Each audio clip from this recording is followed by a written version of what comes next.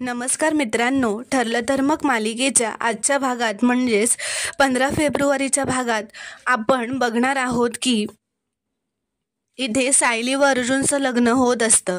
दोघेही खूप आनंदी असतात. प्रतिमा आत्या ही खूप खुश असते. मधुभाऊ सायलीचे कन्यादान आनंदाने करतात कारण त्यांनी या दोघांच्या लग्नाला संमती दिलेली असते. सायलीचे मधुभाऊ हे तिचे कन्यादान करतात हे बघून सायलीला खूपच भरून आलेले असते. सगळे विधी पार पाडत असतात, पण हे बघून सुभेदार फॅमिली मात्र खूपच रागात बघत असते कारण त्यांना हे अजिबात आवडलेले नसते. विधी सुरू असताना सुद्धा अर्जुन व सायली एकमेकांकडे खूपच आनंदाने प्रेमाने बघत असतात. त्यानंतर अर्जुन व सायली एकमेकांना हार घालतात व त्यांचे लग्न होते. त्यानंतर दोघेही सर्वांचे जोडीने आशीर्वाद घेतात. प्रतिमा आत्या त्यांना तुमचं प्रेम आयुष्यभर वाढत राहू देत असा आशीर्वाद देतात. त्यानंतर ते मधुभाऊंचा आशीर्वाद घेतात. त्यानंतर दोघेही सुभेदार फॅमिलीतील सर्वांचे आशीर्वाद घेण्यासाठी जातात. तर कल्पनाचे आशीर्वाद घेण्यासाठी नमस्कार करतात, पण कल्पना त्यांच्याकडे बघत सुद्धा नाही. त्यानंतर पूर्णाजी सुद्धा त्यांना आशीर्वाद देत नाही. त्यामुळे सायली अर्जुनला मनातून खूपच वाईट वाटलेलं असतं. सायली मनात म्हणते की आत्ता जरी माझी माणसं माझ्यापासून दुरावली असली तरी पुन्हा एकदा यांची मनं मी जिंकून घेईन. ते दोघेही सर्वांचे आशीर्वाद घेण्याचा प्रयत्न करत असतात. तेव्हा रविराज म्हणतात की बस झाला आता हा तमाशा, यापुढे सुभेदारांच्या घराकडे वळूनही पाहायचं नाही. तन्वी असं म्हणत ते रागात तेथून तन्वीला घेऊन निघून जातात. ते निघताच पूर्ण सुभेदार कुटुंब हे त्यांच्या मागून त्यांची समजूत घालण्यासाठी जातात.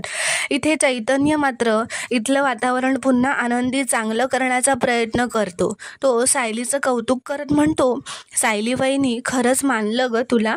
तुमचं लग्न म्हणजे माउंट एव्हरेस्ट चढण्या इतकंच कठीण होतं. कसं जमावून आणलंस तू हे सगळं, असं म्हणत कुसुमताई, सायली, अर्जुन, मधुभाऊ सगळे हसत असतात. त्यावर कुसुमताई व चैतन्य म्हणतो, यापुढे कायमच असणार आहे आमचा हॅशटॅग साजून. ती म्हणते, चैतन्य सर, नवरा नवरीचे आता फोटो काढा छान. तर इथे दुसरीकडे किल्लेदारांच्या घरी तन्वी ही खूपच रागात असते. ती रागारागात तिचे सगळे दागिने घातलेले उतरवत असते. तिचा राग हा अनावर झालेला असतो. ती सर्व गोष्टी रागारागात फेकू लागते. तेव्हा सुमन तिला शांत करत असते. तिला समजावत असते की अशाने तिलाच त्रास होईल. त्यावर तन्वी म्हणते की काय होईल, माझा जीवच जाईल ना, जाऊ देत मग. रविराज पण तिला समजावण्याचा प्रयत्न करत असतात. तन्वी तिचा खोटा ड्रामा चालू करते व म्हणत असते की कुठली शिक्षा मिळते ही मला, मी इतकी वाईट आहे का, म्हणून माझं लग्न होत नाही आहे का बाबा, असं ती रविराजला विचारते. तेव्हा ते तिला समजावतात की असं कोणासाठी स्वतःला त्रास करून घ्यायचा नसतो तन्वी. तर इथे दुसरीकडे सायलीची पाठवणी करताना कुसुमला खूपच दुःख होत असते. ती खूपच भावूक झालेली असते. सायली तिला म्हणते, मी सासरी चालली आहे कुसुमताई, तुला परखी नाही झालेली. कधीही हाक मार मला, कायम मी तुझ्यासाठी धावून येईन तुझ्यासाठी. तर इथे किल्लेदारांच्या घरी सुमन तन्वीला शांत करायचा प्रयत्न करत असते. तेवढ्यात नागराज मध्येच असं म्हणतो की दादा, यात चूक वहिनींची पण आहे. भर मंडपात तिने स्वतःच्याच मुलीशी असं वागायला नको होतं. तिने तन्वीची साथ द्यायला हवी होती. त्यावर प्रतिमा म्हणते, भाऊजी, मी जे केलं ते तन्वीच्या चांगल्यासाठीच केलं. त्यावर रविराज खूपच चिडून म्हणतात की तू आता काहीही बोलू नकोस प्रतिमा, नाहीतर माझ्यावरचं नियंत्रण राहणार नाही. त्यावर तन्वीचं खोटं नाटक पुन्हा सुरू होतं. ती म्हणते, सायलीने माझ्या आईवर जादू केली आहे. माझ्या अर्जुनला हिरावून नेलं. मी का जगते आहे बाबा, मला नाही जगायचं. त्यावर रविराज तिची समजूत घालत असतात व तिला म्हणतात की असं नाही म्हणायचं बाळा. तर इथे दुसरीकडे सुमन अर्जुनला खडसावून सांगत असते की तुमच्यामुळे माझ्या सायलीच्या डोळ्यात एक अश्रू जरी आला ना, तर ही गाठ माझ्याशी आहे. आणि सायली, या चिडक्या बिब्याचे काहीही तक्रार असेल ना तर मला सांगायचं, मी घरी येऊन कान उपटेन. यावर अर्जुन हसत म्हणतो की कुसुमताई, मी तुमच्या सायलीला अजिबात हर्ट करणार नाही, आय प्रॉमिस.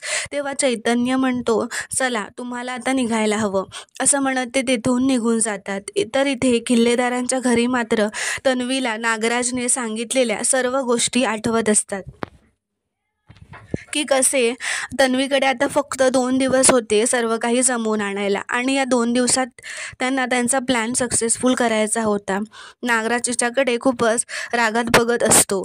या सगळ्या गोष्टी तन्वीला आठवत असतात. ती मनातच म्हणते की माझा सगळा प्लॅन आता फ्लॉप झालाय. हा नागोबा आता मला काही जिवंत सोडणार नाही. तर इथे दुसरीकडे सुभेदारांच्या घरी सगळे खूपच रागात व मनस्तापात बसलेले असतात.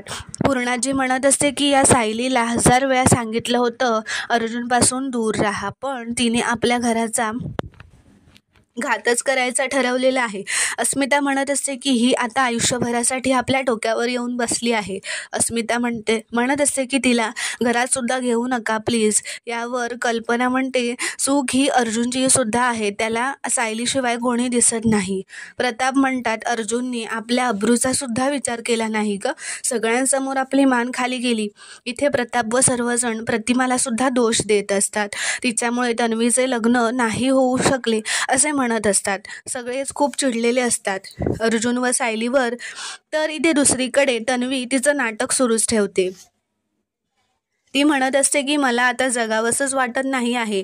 त्यावर प्रतिमा म्हणते, नाही बाळा, असं नको बोलूस, मला नाही ऐकवत. त्यावर रागात रविराज म्हणतात की काळजी लग्नमंडपात नाही वाटली, तिथे तन्वीचा विचार नाही करावा असा वाटला का तुला? त्यावर प्रतिमा म्हणते, मी तन्वीचाच विचार करत होते.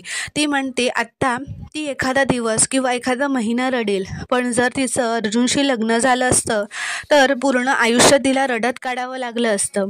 यावर सुमनही म्हणते, जे झालं त्याचा दोष वहिनींना देऊन काय उपयोग आहे, आपल्याला तन्वीला सावरायला हवं. त्यावर प्रतिमा म्हणते की सावरेल ती, आपण आहोत ना तिच्याबरोबर, तन्वीला चांगलं आयुष्य मिळायला हवं, हेच हवंय आपल्याला. पूर्णाईला सुद्धा हेच वाटत असेल. असं म्हणत असतानाच रविराज मध्येच म्हणतात की त्या बाईचं तर नाव सुद्धा नको काढूस या घरात. ते म्हणतात, सगळे सुभेदार माझ्यासाठी मेले व मी सुद्धा त्यांच्यासाठी मेलो. ते म्हणतात, अन्नपूर्णा सुभेदारांच्या नावाने तर मी आंघोळ केली आहे असं समजा. असं म्हणतात सगळ्यांनाच खूपच आश्चर्याचा धक्का बसतो. तर इथे अर्जुन व सायली खूपच आनंदात घरी जायला निघालेले असतात कारमधून. तेव्हा सायली अर्जुनला, अर्जुन सर अशी हाक मारते. तेव्हा अर्जुनला ते नको असतं म्हणून ते सायलीकडे बघत नाहीत व दुर्लक्ष करतात. तेव्हा सायली अर्जुनला अहो अशी हाक मारते. हे ऐकून अर्जुनला खूपच आनंद होतो. तेव्हा अर्जुन सायलीला विचारतो, तुम्ही अचानक सिरियस का झालात? सायली म्हणते, काहीही झालं तरी ही नाती नाही तुटली पाहिजे व आपण ही नाती तुटू द्यायची नाही. हे जमेल ना आपल्याला, असा ती खूप विचार करू लागते.